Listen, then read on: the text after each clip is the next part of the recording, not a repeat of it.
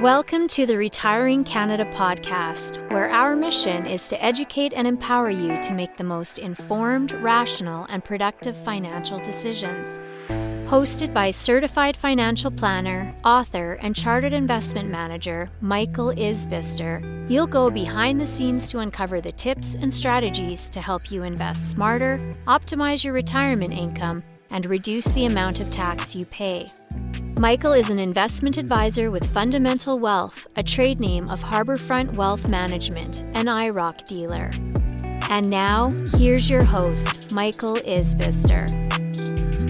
Hello everyone, and welcome again to the Retiring Canada podcast. In today's episode, we're going to discuss how to review your will to ensure it aligns with your intended outcomes. Specifically, we're going to discuss potential issues that can arise with an estate, 3 scenarios I have come across in the last 12 months, considerations you should discuss with your legal counsel, who should be reviewing their will, and lastly, as always, a few action items for you to consider.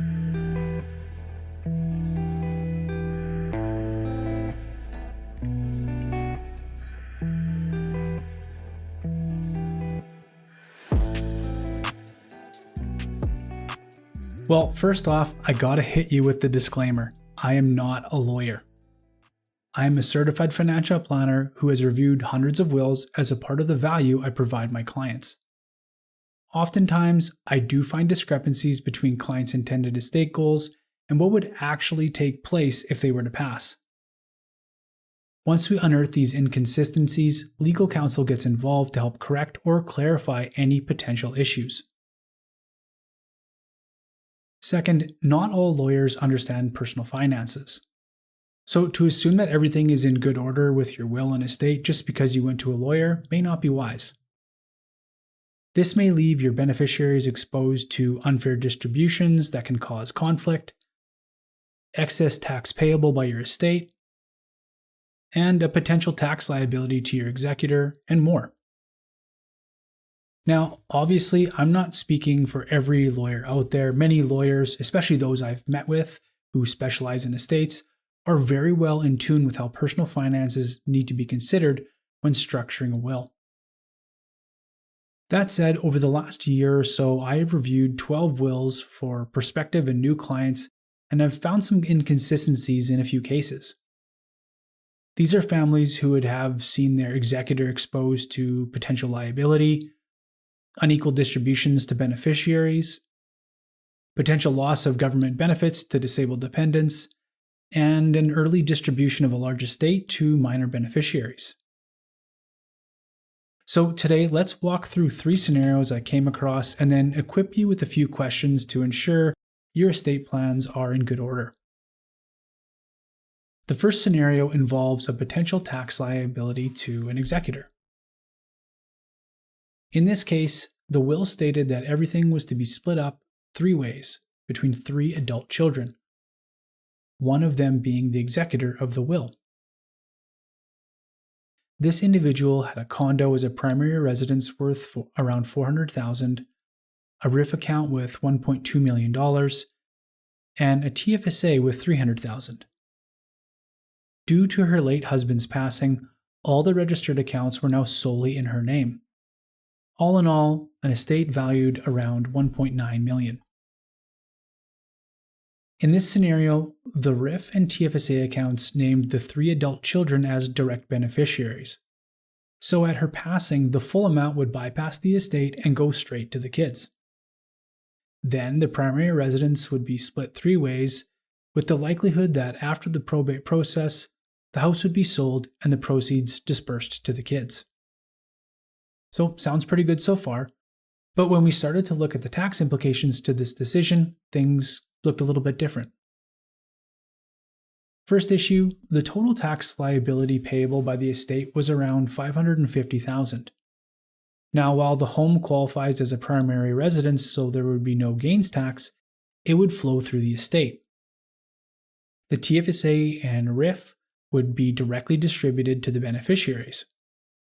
And while the TFSA is never taxable, the RIF account is still 100% taxable to the estate.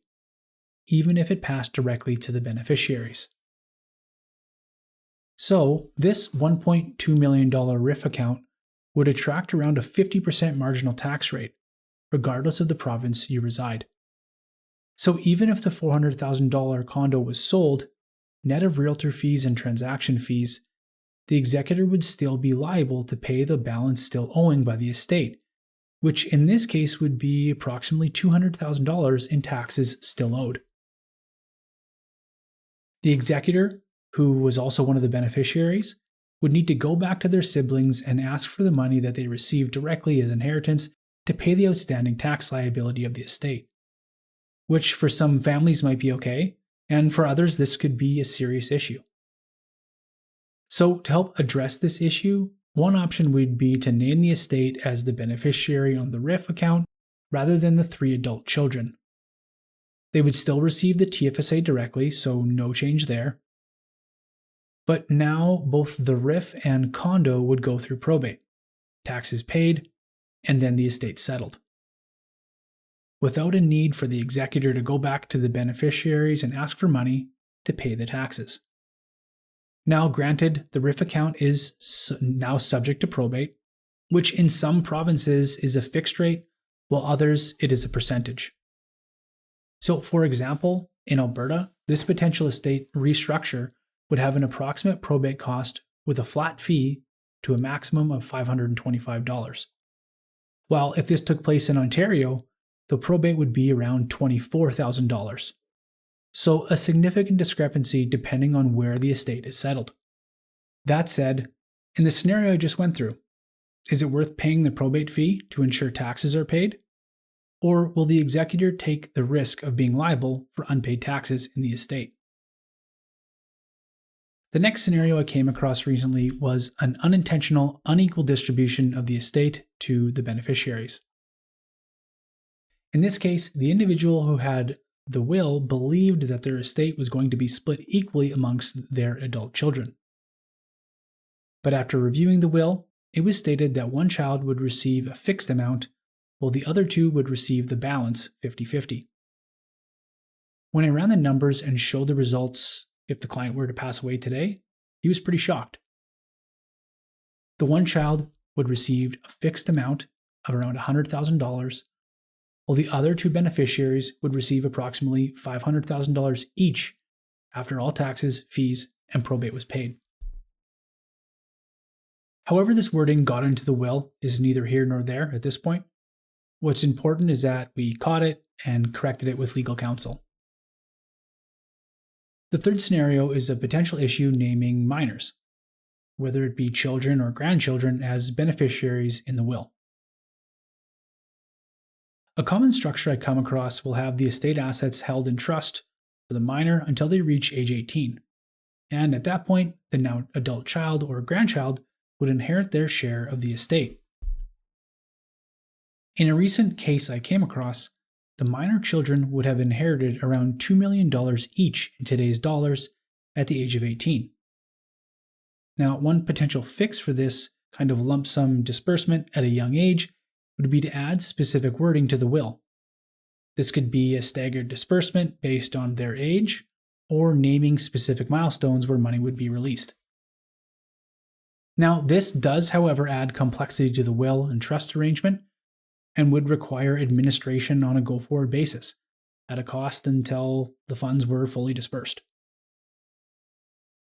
So while some may be okay with a full disbursement when a minor becomes an adult, others may want to add safeguards, as I mentioned, to help protect the beneficiary from potentially poor financial decisions at a young age.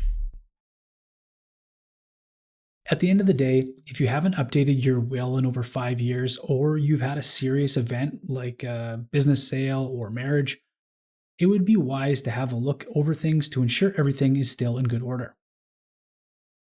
This is where having a team of professionals like a lawyer, accountant, and certified financial planner can all work together to ensure your will, investment accounts, assets, and more all align with your intended wishes.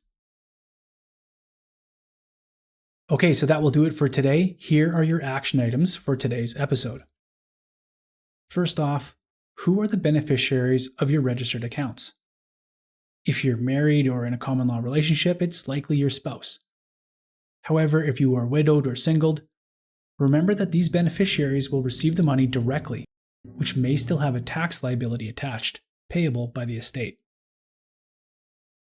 Lastly, as I just mentioned, be sure to dust off your will and give it a read, or bring it to your lawyer or other trusted professional to get a second opinion.